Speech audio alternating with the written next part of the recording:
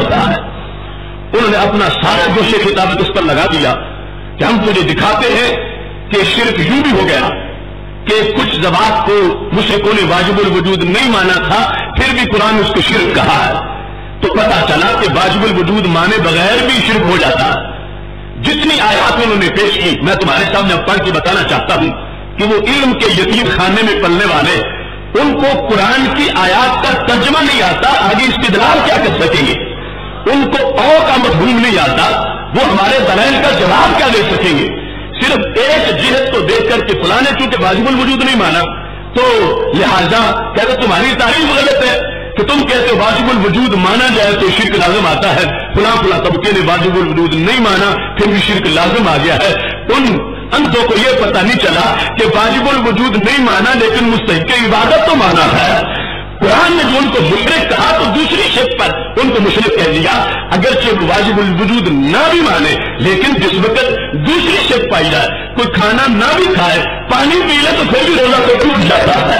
اس واسطے جو واجب الوجود نہ مانے، رب ذوالجلال کے علاوہ کسی کو مستحق عبادت مان لے تو پھر بھی توحید والا روزہ ٹوٹ جائے گا، پھر بھی شرک لازم آئے گا. اس بنیاد پر ان کے دلائل سے بات کو جو انہوں نے کوشش کی جواب دینے کی، میں اپنی طرف سے ان کے وہ دلائل پیش کرتے ہوئے اپنی گفتگو کو آگے بڑھاتا ہوں. اس سلسلہ میں بنیادی طور پر میری اس تعریف کو جو میں نے کہا تھا میری نہیں پوری امت کی ہے. جب سے یہ 2 نمبر کمپنی آئی ہے انہوں نے اپنی کی ہے، پہلے تو پوری امت اس تعریف پر موجود رہی ہے. ان کی تاریخ جو ہے اس کے لحاظ سے اعتراض ہے. اس تعریف کو قرآن مجید کی آیات مسترد کرتی ہیں کہ جس کے بارے میں نے 70 کے قریب آیات مختلف مقامات پر پیش کی اور ان میں سے ایک کا جواب دینے کی طاقت بھی ان میں موجود نہیں ہے. اس سلسلہ میں قرآن مجید برہان رشید کی چند آیات جو انہوں نے اپنے موقف پر پیش کی اور یہ چیلنج کیا کہ ہم نے تمہاری تعریف کا جواب دے دیا ہے. قرآن مجید برہان رشید کے ان مقامات میں سے ایک مقام قرآن مجید کے اس مقام سے متعلق ہے جہاں رب ذوالجلال کے بارے میں کفار کا قول اللہ کی اولاد کے بارے میں ہے. فرشتوں کو بیٹیاں کہا، فرشتوں کو اولاد کہا. تو یہ لوگ کہنے لگے دیکھو جنہوں نے فرشتوں کو اللہ کی بیٹیاں کہا، اب فرشتے پیدا ہوئے واجب تو نہیں ہے لیکن پھر بھی قرآن ان کو مشرک کہہ رہا ہے. تو دیکھو تم کہتے ہو واجب الوجود مانا جائے تو پھر شرک لازم آتا ہے، یا تو واجب الوجود مانے بغیر بھی شرک لازم آ گیا. ایسے ہی کہنے لگے سب سے پہلے نمبر پر کہ بت پرست جو ہے انہوں نے جو بتوں کو مانا تو بت ان کے بنائے ہوئے، بت ان کے ہاتھوں کے گھڑے ہوئے، بت ازلی ابدی نہیں. تو انہوں نے بتوں کو مانا ہے، اللہ نے انہیں مشرک کہا ہے. اگر وہ بتوں کو ازلی ابدی مانتے ہوتے پھر تو پتا چلتا کہ ان کی یہ خرابی ہے کہ وہ واجب الوجود مان رہے ہیں اور وہ ازلی ابدی نہیں مانتے، وہ بتوں کو حادث مانتے، پہلے نہیں تو پھر بنے پھر کوئی توڑ دے گا. اس کے باوجود بھی رب نے ان کو یہ کہا ہے کہ یہ مشرک ہے. تو کیسے پتا چلا تمہاری تعریف درست نہیں ہے؟ اس واسطے کہ واجب الوجود مانے بغیر کی شرک لازم آ گیا ہے.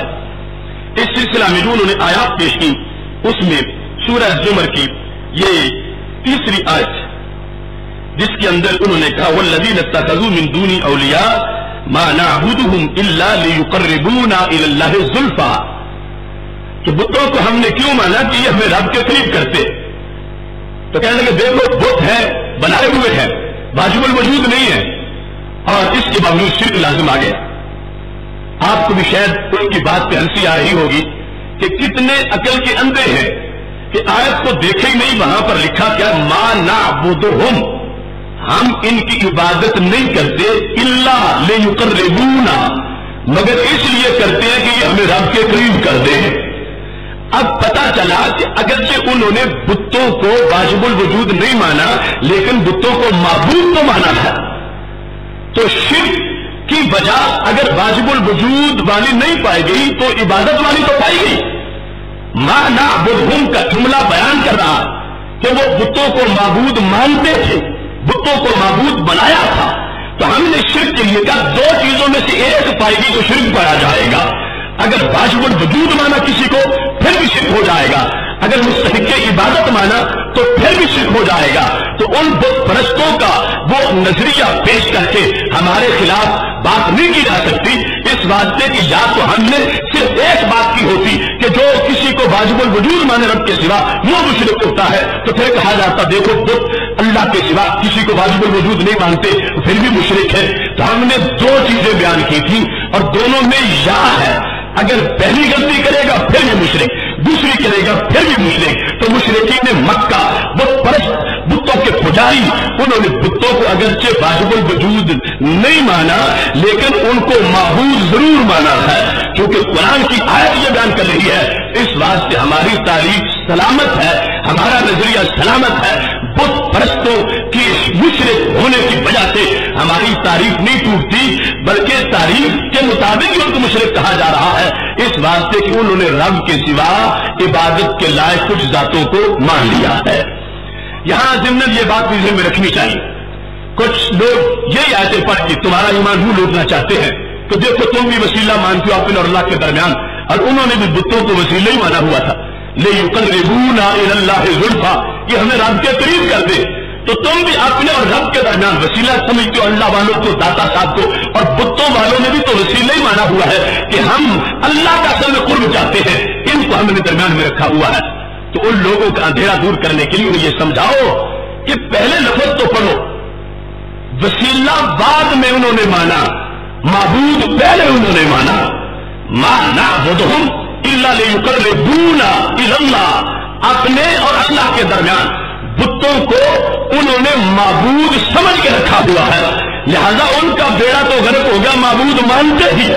ان کا جرم جو بعد والا معبود ہونے کی وجہ سے ہے کہ انہوں نے بتوں کو معبود بنا کے یہ چاہا ہے کہ ہمیں رب کا قرب ملے. وہ کتنے بدبخت ہیں، اللہ اپنے دشمنوں کی وجہ سے قرب نہیں دیتا، اللہ اپنے دوستوں کی وجہ سے قرب عطا فرماتا ہے. لہذا داتا صاحب کو اپنے اور اللہ کے درمیان ماننے والوں پر یہ آیت نہیں پڑھی جا سکتی. اس واسطے ہم داتا صاحب کو معبود نہیں رب کا بندہ مانتے ہیں، اور جو معبود مانے گا اس پر فتویٰ ہمارا ہوگا. اللہ والوں کو اللہ کے بندے مانتے ہوئے ہم نے یہ اعلان کر رکھا ہے اپنے ترانے میں، سجدہ تو فقط اللہ ہی تو ہے، تعظیم ہے اللہ والوں کی، گلدان عقیدہ میں ہم تو یہ پھول سجانے نکلے ہیں. اس واسطے عبادت کا جو لفظ پہلے موجود ہے اس کی بنیاد پر وہ مارے گئے ہیں، اور ہم اللہ کے سوا کسی کو معبود نہیں مانتے، نہ واجب الوجود مانتے ہیں نہ معبود مانتے ہیں. اور اس میں جو انہوں نے اپنے طرف سے دلیل پیش کی، اس دلیل کی حیثیت کو تم نے دیکھ لیا کہ جب تھوڑا سا بھی شعور ہوتا تو پہلے لفظوں کو ہی دیکھ لیتے کہ تاریخ میں دو چیزیں ہیں اور یہاں ایک کی خلاف ورزی ہو رہی ہے. اگرچہ بت پرست جو ہے وہ اللہ کے سوا کسی کو واجب الوجود نہیں مانتے، لیکن اللہ تعالیٰ کے سوا وہ معبود مانتے ہیں. ایک بھی مانے اللہ کے سوا تو پھر بھی مشرک ہے، وہ تو کئی مانے ہوئے ہیں. اس بنیاد پر اس دلیل کا ہماری تاریخ کے رد کرنے کے ساتھ کوئی تعلق نہیں ہے. اس کے بعد دوسرے نمبر پر انہوں نے ان کے مختلف مقررین نے جو دلیل لانے کی کوشش کی اس میں شفاعت کا ذکر کیا گیا، اور شفاعت کا ذکر کرتے ہوئے اپنی دلیل کو انہوں نے پیش کیا. سورہ یونس آیت نمبر 18، وَيَقُولُونَ هَؤُلَاءِ شُفَعَاؤُنَا عِندَ اللَّهِ، بت پرست کیا کہتے ہیں کہ یہ بت جو ہے یہ ہمارے اللہ کے نزدیک سفارشی ہیں. یقولون هؤلاء شفعاؤنا عند اللہ، یہ ہمارے سفارش. تو یہ دلیل اس ظلمانی نے پیش کر کے کہا کہ دیکھو بتوں کو انہوں نے شفیع مانا، سفارشی مانا، اور واجب الوجود نہیں مانا. صرف سفارشی مانا ہے تو مشرک ہو گئے ہیں، واجب الوجود نہیں مانا.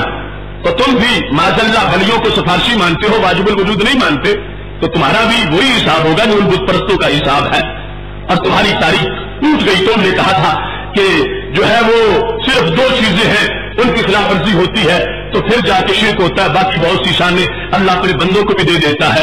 جو ہم نے عقیدہ توحید سیمینار میں آیات پیش کی ان کا جواب دیتے ہوئے یہ آیت پڑھی جا رہی ہے.